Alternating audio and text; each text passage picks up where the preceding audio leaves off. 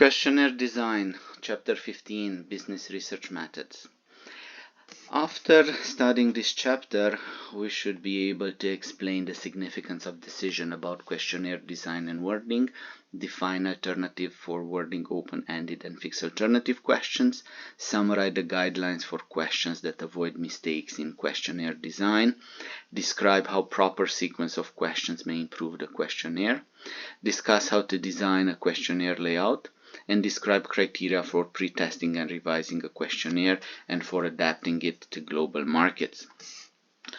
Now, J.D. Power, car makers consider adding new features, and they have to evaluate not only which ones appeal to consumer, but as well which one will actually sell. And J.D. Power and Associate, they address this issue in a survey. And these surveys will actually survey consumer on what feature they were familiar with and if they are willing to pay a specific price. They are asking about different emerging technology, presenting the price, and then based on a scale from interested, probably interested, and so on, they're going to try to find out if the consumers, if they know the price information, would they change their interest level? Would they buy that specific feature that is really important for them or not? Depends on the cost. So this is what J.D. Powers is doing. Now this is an introduction to questionnaires, and the research questionnaire development stage is critically important, as the information that's provided is only as good as the questions that you ask. The importance of questions wording is easily and far too often overlooked. Business people who are inexperienced at research, they frequently believe that constructing a questionnaire is a simple task, but it's not like that. Amateur researchers think a short questionnaires can be written in minutes. As well, some believe that the good grammar is all that a person needs to construct a questionnaire, but usually they end up with useless results. Good questionnaires design requires far more than correct grammar, and people don't understand questions just because they are grammarly correct. The respondents simply may not know what they are being asked. They are not aware of the business issue or the topic of interest. So that's why for a questionnaire quality and design, some basic considerations are that a questionnaire to fulfill a researcher purpose, the questions must meet the basic criteria of relevance and accuracy. To achieve these ends, a researcher who is systematically planning a questionnaires design will be required to make several decisions. Yeah, but not necessary in this order that we have here. Yeah, here we have 4 or 5 questions. What should be asked? How should questions be phrased? In what sequence should the questions be arranged? What questionnaire layout will be served the research objective? And how should the questionnaire be tested? Does the questionnaire need to be revised? So this brings us to what should be asked. Certain decisions made during the early stage of the research process will influence the questionnaire's design. And before, we stressed how a good problem definition and how clear research questions, how important they are. And this leads to specific research hypotheses that in turn clearly indicate what must be measured. Different types of questions may be better at measuring certain things than others. As well, the communication medium used for the data collection, phone interviews, personal interviews, or self-administered questionnaires as well must be determined. And that's why the questions to be asked are a function of previous decision made in the research process. As well, in the later stages of the research, they have an important impact on the questionnaire's wording and as well measurements. That's why we need to discuss about relevancy and accuracy. So a questionnaire is relevant to the extent that all information collected address research questions that will help decision makers address the current business problem. Asking a wrong question or an irrelevant question is a common pitfall. So many researchers as well, after conducting surveys, they find that they omitted as well some important questions. That's why when planning the questionnaire design, researchers must think about possible omissions as well. About accuracy. Once a researcher decides what should be asked, the criterion of accuracy becomes the primary concern. And accuracy means that the information is reliable and valid. Experienced researchers generally believe that questionnaires should use simple, understandable, unbiased, non-irritating words and no step-by-step procedure in order to make sure accuracy is there. In accuracy in the questions writing can be generalized as well across other projects as well. Obtaining accurate answers from respondents depends strongly on the researcher's ability to design the questionnaire that will facilitate recall and motivate the respondents to cooperate. Now about the wording questions. There are many ways to phrase questions, and many standard questions formats have been developed in previous research studies. But we're going to focus on two: open-ended responses versus fixed alternative questions. The first decision in questionnaire design is based on the amount of freedom respondents have in answering.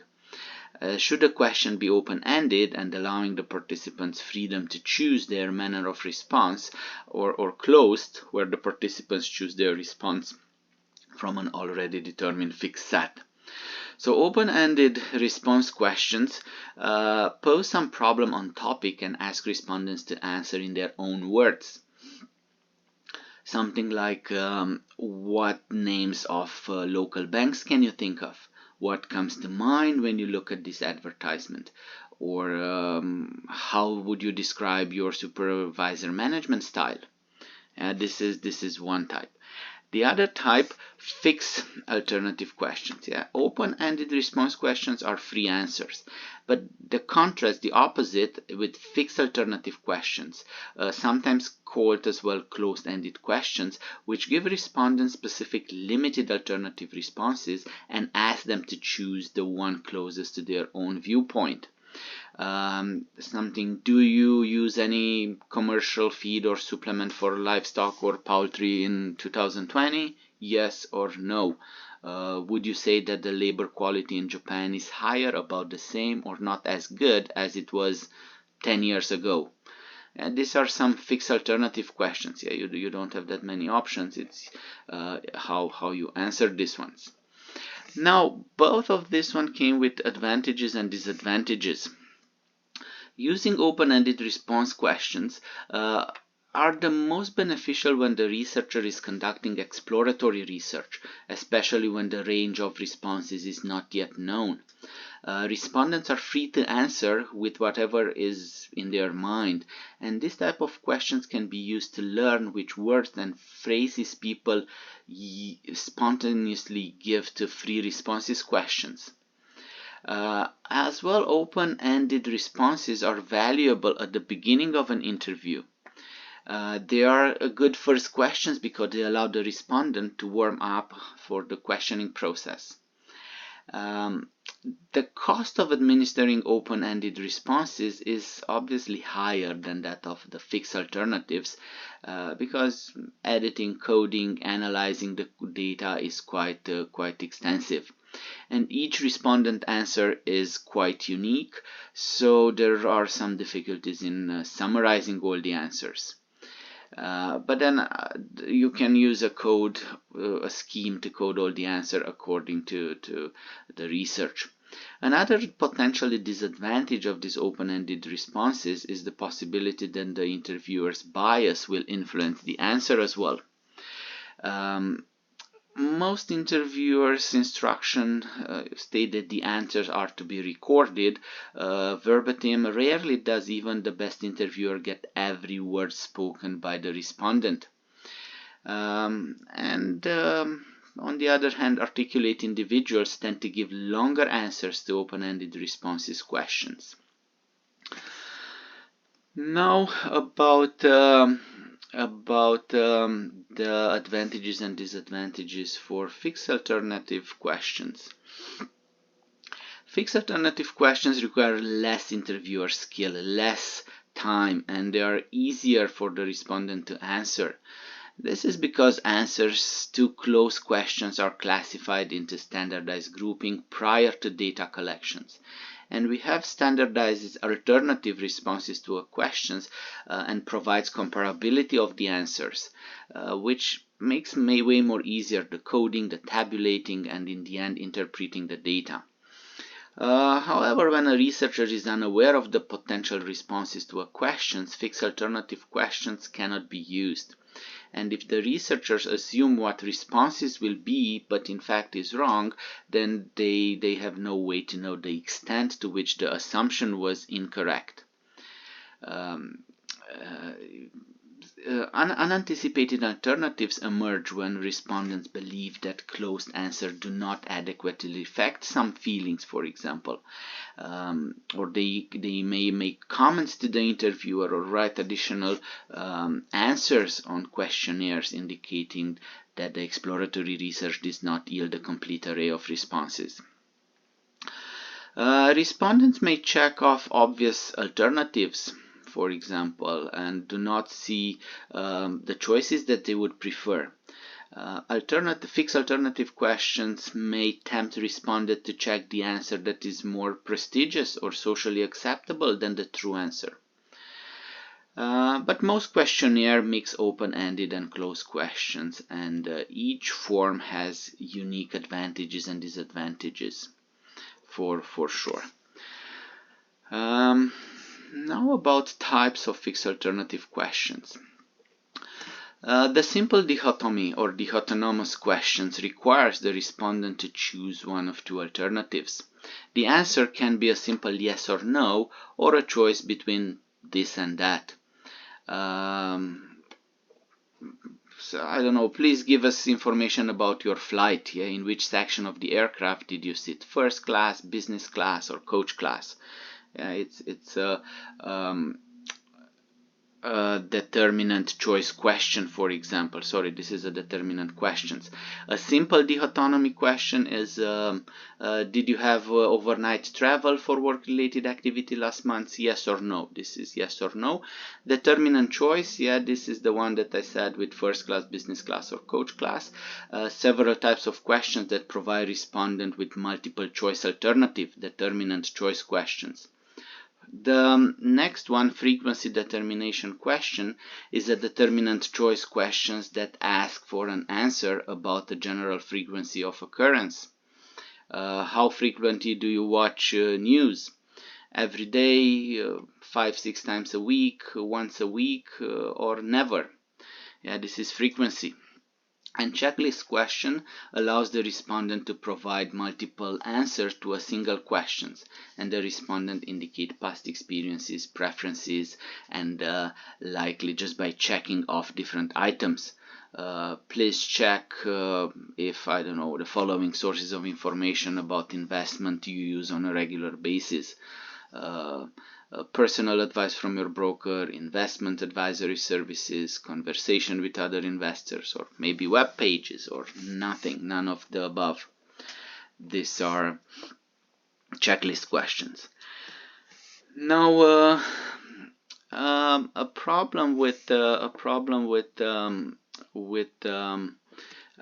developing this type of questions, alternatives should be totally exhaustive, meaning that all the responses options are covered and that every respondent has the alternative to check something. And the alternative can be as well mutually exclusive, meaning that there should be no overlap among different categories. This is as well something that researchers need to take into account. How we phrase questions for self-administered phone or personal interview surveys. The means of data collection, phone interviews, personal interviews, and self-administered questionnaire will influence the question format and the questioning phrasing as well. Question for phone as well as the internet and mail survey must be less complex than those used in personal interviews. In a phone interview, attitude are not only asked about general attitude, but as well how much you trust something about your local approach, and you need to provide some scenarios in order to help the respondent to put their expectations on to work. This is about the influence. As well, we need some guidelines, and these guidelines, when we construct these questions, is developing good business research questionnaire is a combination of art and science, and research experience has yielded some guidelines. First of all, avoid complexity. Use simple conversational language.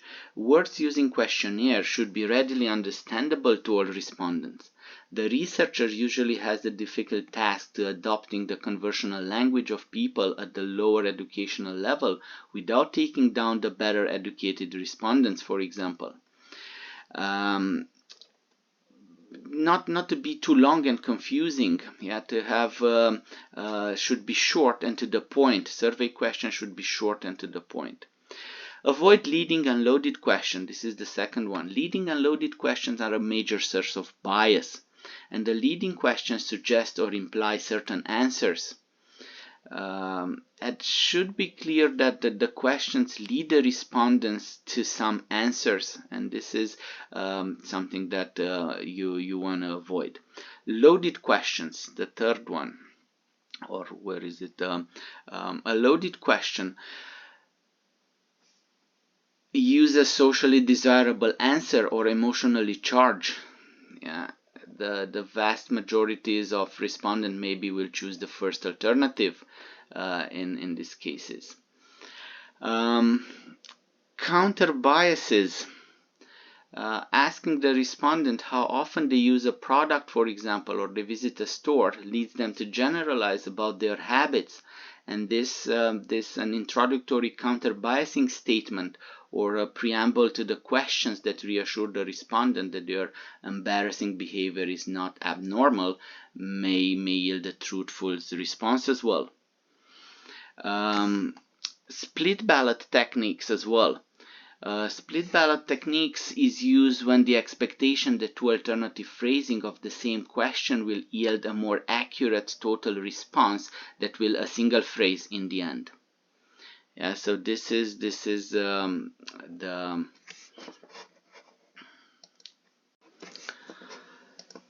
third one. Avoid ambiguity and be as specific as possible. Items on questionnaires often are ambiguous because they are too general.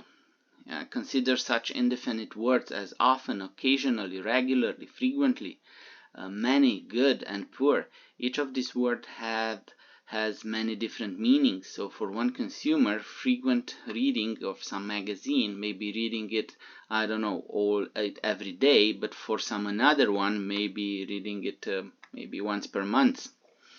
So you need to take the wording into account.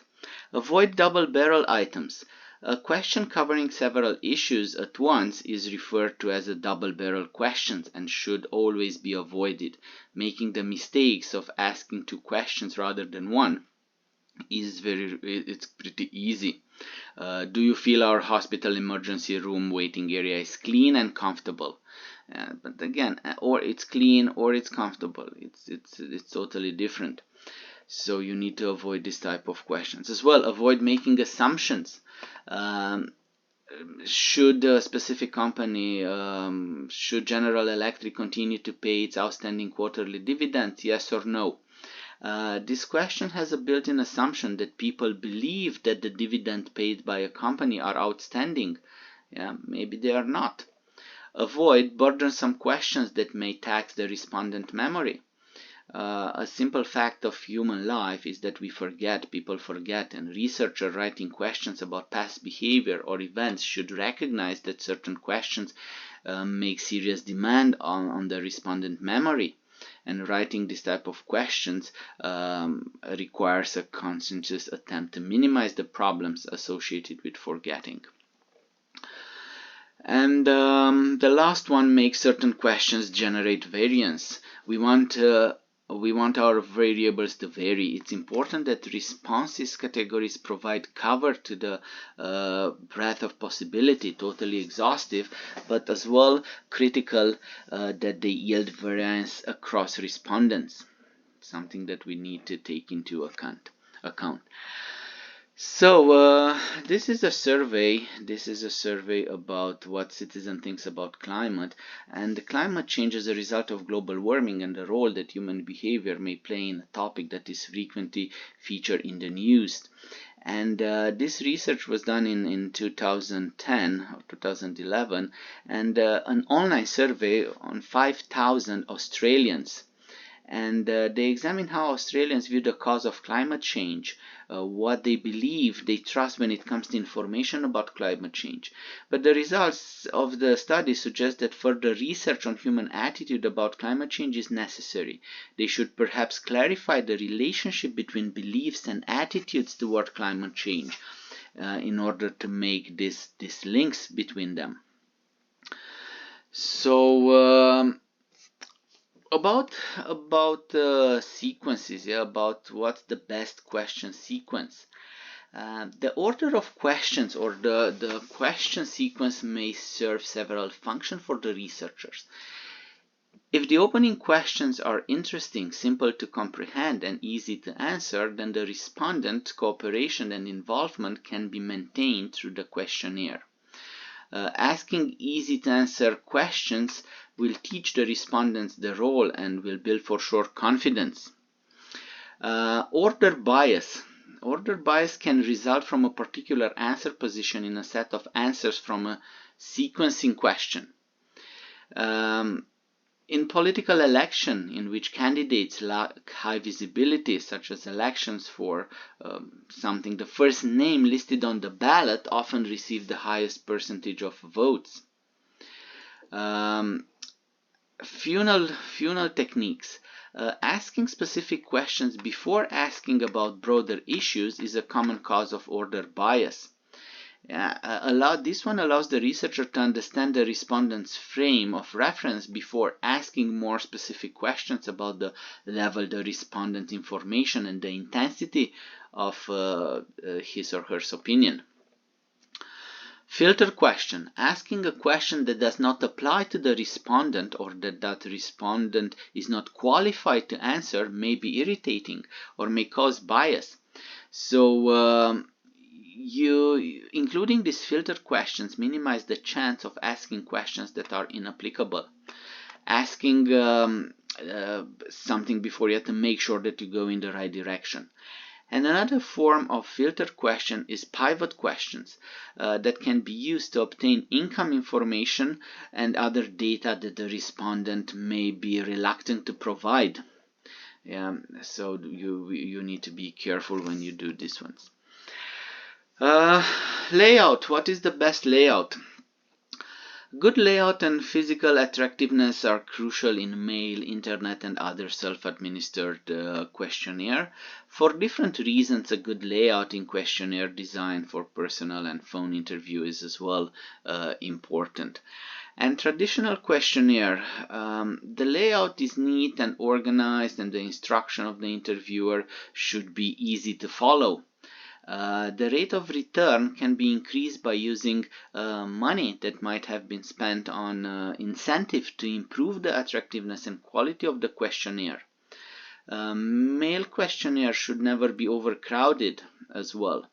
A question should not begin on one page and on the other page as well. So they need to be designed to appear as short as possible. Multiple grid question presents several similar questions and corresponding response alternatives arranged in a grid format. For example, no, it's not the grid format.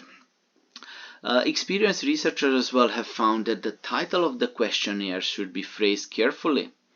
A carefully constructed title may capture the respondent interest and underline the importance of the research as well. In this case, when we This is the flow of questions to determine the role of a work-school balance for university students. Yeah, are you currently in school? If yes, you continue. If not, obviously you end the survey. Yeah, are you employed? Yes. Some alternatives. No, there are some other alternatives. So you need to. This is the flow of them. Now, internet questions, internet questionnaires. Layout is as well important for questionnaires appearing on the internet. And the questionnaire on a website should be easy to use, to flow logically, and to have a clean look and a feel that motivates the respondent to cooperate from start to finish. To have a graphical user interface software that the researcher can exercise control over the background, the color, the fonts, and other visual features that are displayed.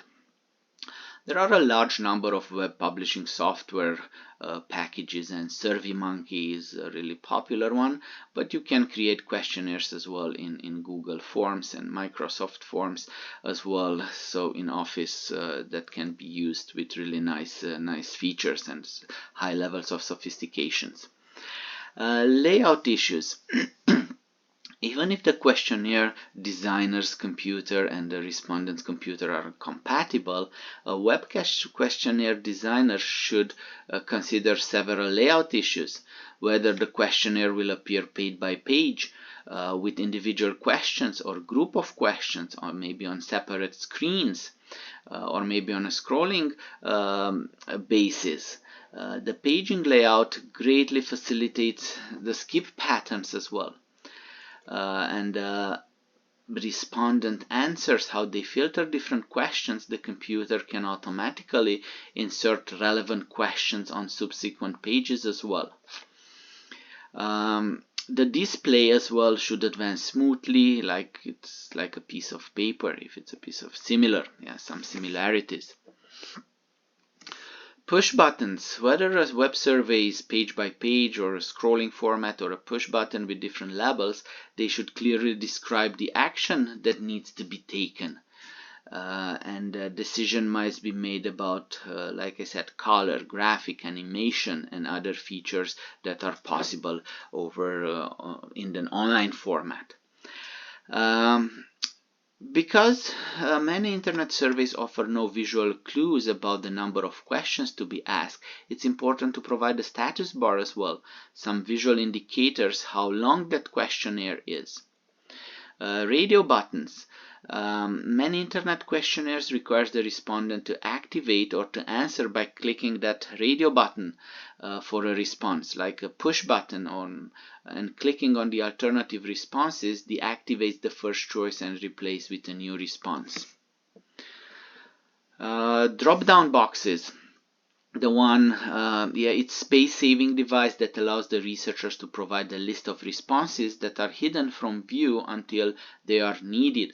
Like please select here or click here as shown initially, and then we have a full range of choices that can appear. Checklist. Questions may follow by checkboxes, which may be checked by the respondents. Open-ended boxes. Boxes in which respondents type their answer to be open-ended questions, and open-ended boxes are designed as one-line text boxes or scrolling through the text boxes as well.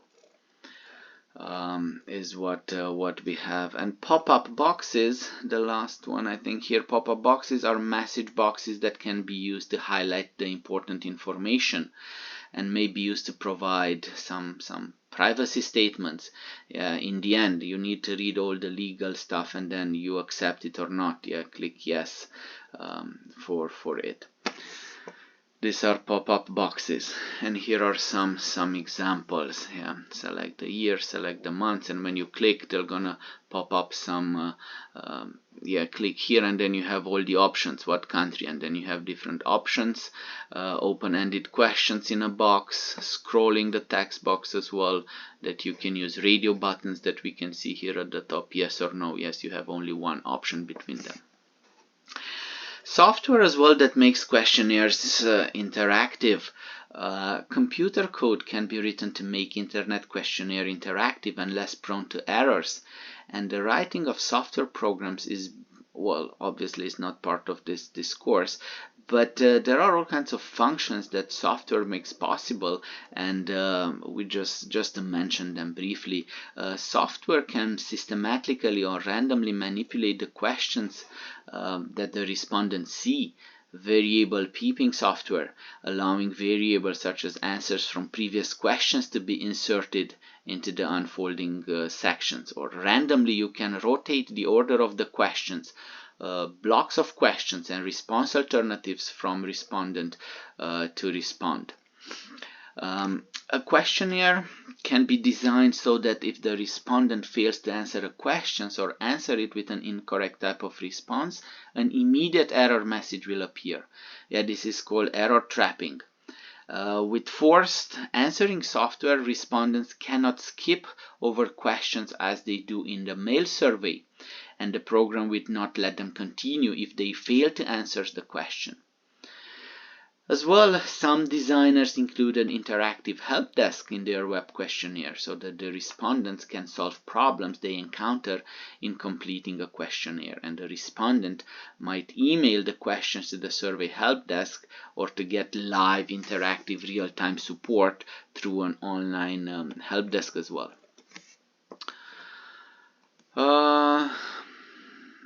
Pre-testing and revising questionnaires.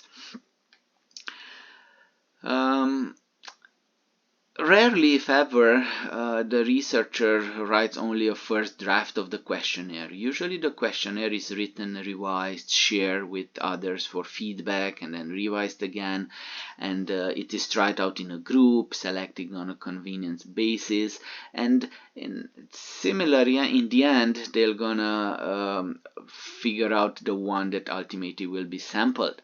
And the researcher should not select a group too divergent from the target market in order to make sure that they're gonna be successful. So tabulating the results of a pre-test help determine whether the questionnaire will meet the objectives of a research. And the preliminary tabulation illustrates that although the respondents can easily comprehend an answer and a given question, that question is inappropriate, maybe because it does not provide relevant information to help solve that the business problem that they are trying to solve. So designing questionnaires for global markets. Now that the business research is being conducted around the globe, researchers must take cultural factors into account when they design questionnaires. And the most common problem involves translating a questionnaire into other language. A questionnaire developed in one country may be difficult to translate because equivalent language concepts do not exist, or because of differences in idioms and vernacular. It's totally different, and counting on an international audience to speak a common language such as English does not necessarily bridge all the gaps. And even when the respondents actually do speak more than one language, we need to make sure that cultural differences are incorporated, and shades of meaning that may not be captured by the survey must be delivered in the language that is primarily used, so to make sure that we are gonna be successful. So international marketing research often have questionnaires back translated, and back translation is the process of taking a questionnaire that has previously been translated from one language to another and have it translated back again in the second language. So reveals inconsistencies between English and the other language, the translated version, if possible. So this was about questionnaires. This was about questionnaires design. Thank you so much, and see you next.